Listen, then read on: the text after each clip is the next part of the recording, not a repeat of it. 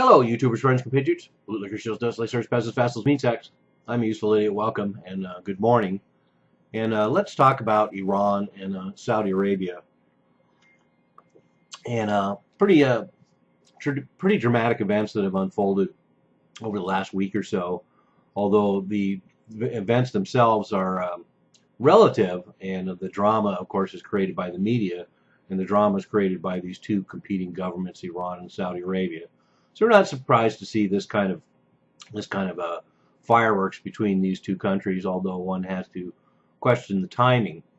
So the sequence of events, of course, is that the Saudi Arabians, one of America's allies, and ironically on the United Nations Human Rights Council, is reaching record levels of beheadings, and this year is no exception. And this last couple of weeks, on one day, they beheaded 47 people, 48 people.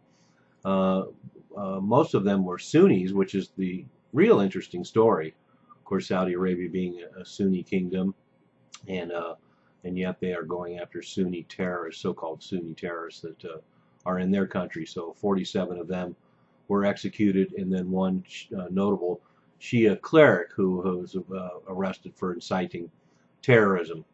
So once again, it shows that how conveniently, once again, all these countries can use whoever opposes their government and label them as a terrorist and pretty much just murder them in the streets. And so terrorism has become very convenient for everyone, including Saudi Arabia, who has very, very harsh rules about what constitutes terrorism. As a matter of fact, quote, disrupting public order, unquote, quote, risking national unity, unquote, and quote, harming the reputation of the royal family, unquote, are all terrorist acts.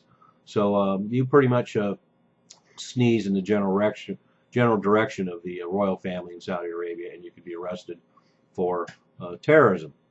So we have this execution, then we have the resultant burning of the Saudi Arabian embassy in Tehran, and then the tit for tat that goes back and forth. Bahrain, Kuwait, Qatar, Sudan, all these lackey states of the Saudi Arabia, of course, have all severed their ties with Iran, and all very very dramatic. A lot of this, I still say, is done for posturing and smoke and mirrors, and we've seen this a lot, particularly in that area of the world. A lot of drama, a lot of reaction. In this case, it easily could have been the government that busted a bunch of people in to burn the embassy. So anyway, but then we also have the charges by Iran that Saudi Arabia bombed the Iranian embassy in Yemen, which is probably true. They can do that and snub their nose at Iran and get away with it and claim the fog of war in a pretty easy way for these countries to snub each other. And so, of course, one has to look at the big picture with Saudi Arabia, the timing of this.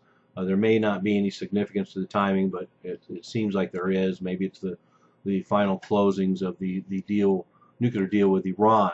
I don't know. Interestingly enough, of course, in the final negotiations with Iran over the nuclear deal, Saudi Arabia suddenly was on board, and they were one of the major pushers for war with Iran and the dismantling of the Iranian nuclear state, but for some reason they calmed down towards the end. Of course, it has a lot to do with the changeover of the government in Saudi Arabia. This last January, we had King Salman take over, and of course he changed a lot of the major positions and put in his cronies throughout the government. So we're going to have some new policies in Saudi Arabia, and we've seen them, including the economic transformation in the oil industry, and then also this dramatic war, if you want to call it a war, the slaughter that's going on in Yemen.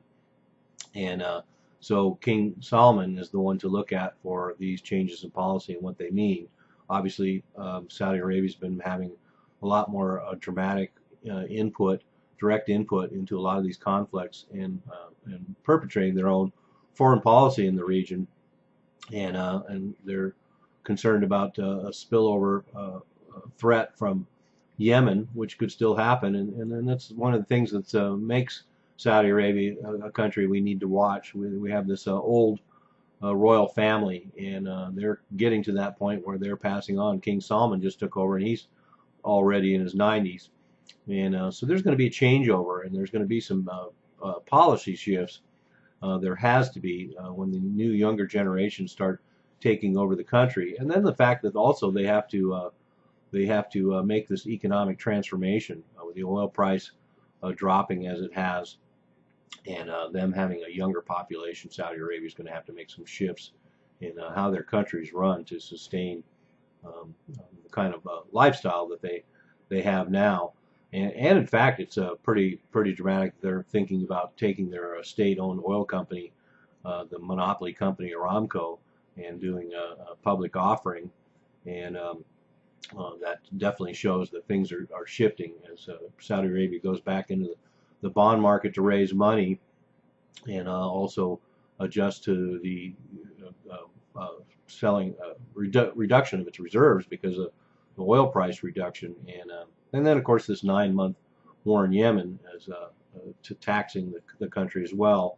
So of course in the big picture the United States is taking the Saudi side, which is just pretty despicable. I mean, pretty ironic that a country like Saudi Arabia is on the UN Human Rights Council, and they have one of the staggering number of beheadings every year and all these human rights abuses. And what a country! And another one of those stellar United States allies.